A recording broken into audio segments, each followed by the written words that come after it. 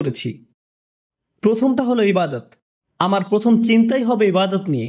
আমার ফজর নামাজ কি আগের চেয়ে ভালো হচ্ছে? আমি কি অন্তত ঈশা আর ফজরটা সময় মতো সঠিকভাবে আদায় করতে পারছি? পুরুষদেরকে বলছি, আমি কি ফজরের জন্য উঠতে পারছি এবং মসজিদে যেতে পারছি?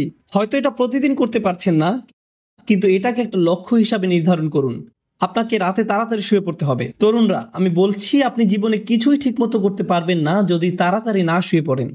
রাতে যে হুক্কা নিয়ে ওইসব উচ্চমার্গীয় কথাবার্তা আপনারা বলেন, সেগুলো এই উম্মাহকে কোনো কিছুতে সক্রিয় করবে না।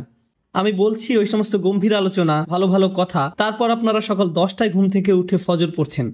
আপনার গত রাতের শর্মা আর হুক্কা নিয়ে বিশদ আলোচনা, এই উম্মাহ কি ওগুলোর কারণে জাগবে মনে করেন? ঠিক সময় ঘুমোতে যান, তাড়াতাড়ি উঠুন, ঠিক মতো ফজর পড়ুন, সকালে কোরআন পড়ুন।